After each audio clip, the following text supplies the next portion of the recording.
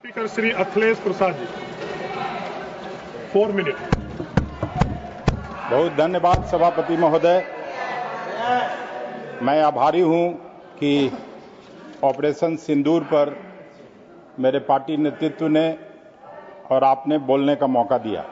सबसे पहले अपनी बात पहलगाम आतंकी हमले में मारे गए भारत के 26 निर्दोष नागरिकों और उनके परिवारों के प्रति हार्दिक श्रद्धांजलि और संवेदना व्यक्त करने के साथ शुरू करना चाहता हूं।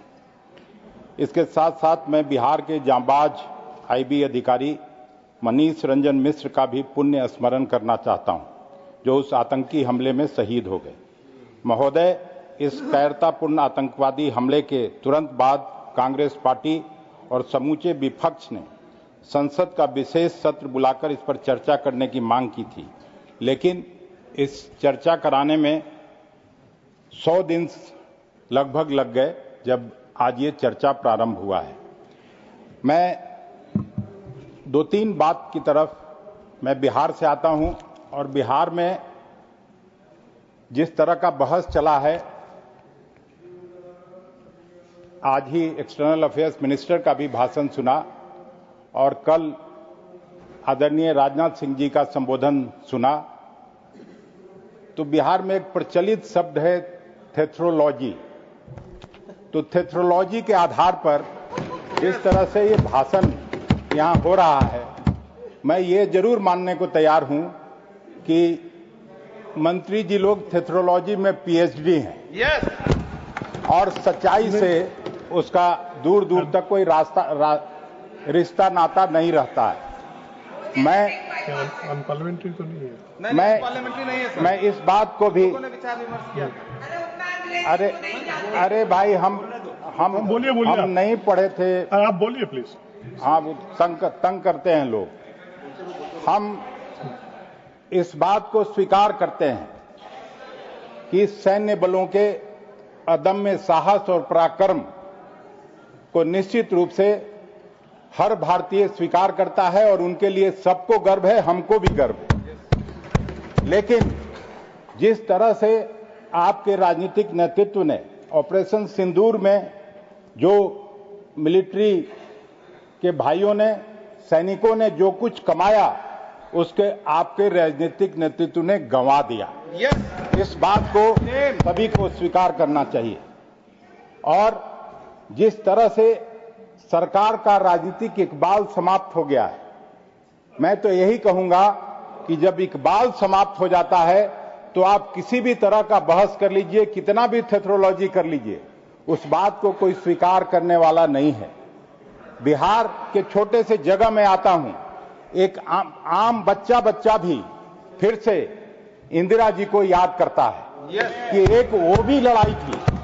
आज जिस तरह से जयशंकर जी ने सिलेक्टेड लाइन चुन के और इस बहस को मोड़ने का कोशिश किया, मैं आपको कहना चाहता हूं, इंदिरा जी ने 1971 में जो मिसाल पेश किया और मोदी जी ने जो कुछ इस समय किया, मैं अंतर बताने के लिए ये बात नहीं कर रहा हूं, लेकिन ये अंतर हो जाता है। 5 दिसंबर 1971 को इंदिरा जी ने अमेरिकी राष्ट्रपति को पत्र लिखकर अमेरिका से क्या कहा था कि हम शांति प्रिय देश हैं, पर शांति तब तक नहीं रह सकता जब तक कि सशस्त्र हमले का प्रतिकार नहीं किया जाए। उन्होंने अमेरिका को बता दिया, हम इस समस्या को अस्थायी रूप से मिटा देना चाहते हैं। तब निक्सन वहां के राष्ट्रपति थे और निक्सन का कद आज के मिस्टर ट्रंप से बहुत बड़ा था। और उनके सलाहकार किसिंजर थे, जो पाठ्यक्रम, स्कूली पाठ्यक्रम से लेके और डिप्लोमेसी में जो पीएचडी के छात्र रहते हैं, वो भी उनको याद करते हैं। दोनों का दुनिया में डंका बजता था, पर डंके की चोट पर भारत ने पाकिस्तान को 2 हिस्से में कर दिया। निक्सन को उनकी सीमा भारत ने बता दिया। उसी दौर के एक और घटना का उल्लेख चीजों को और साफ कर देगा। जनसंघ के ही, आज जो भारतीय जनता पार्टी है, उस समय जनसंघ था, उनके एक एमपी थे ज्ञानेश्वर प्रसाद यादव, उन्होंने 12 जुलाई को लोकहित मामले के तहत अमेरिका द्वारा पाकिस्तान को 3.5 मिलियन के शस्त्र आपूर्ति का प्रश्न उठाया और सरकार से जानना चाहा कि इसमें आपकी क्या राय है। स्वर्गीय स्वर्ण सिंह जी उस समय विदेश मंत्री थे, इंदिरा जी प्रधानमंत्री थी। 1.25 लाख पर एक चढ़ाऊ के सिद्धांत पर सरकार चल रही थी। अमेरिका को बता दिया भारत की ताकत, उसकी विरासत, उसका आदर्श और उन दोनों को लेकर चलने वाली इंदिरा गांधी हैं। स्वर्ण सिंह का उत्तर था, मैं उन्हीं के शब्दों में कोट करता हूं।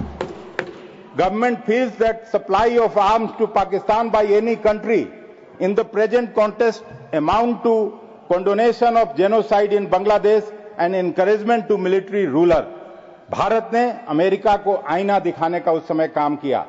साफ कहा, अमेरिका बांग्लादेश में नरसंहार का समर्थन कर रहा है, सैन्य शासन को प्रोत्साहित कर रहा है। सभापति महोदय, युद्ध जीतने से पहले अपनी नैतिक सर्वोच्चता स्थापित करनी पड़ती है। भारत ने 1971 में ये करके दिखाया था, इंदिरा जी ने ये करके दिखाया था।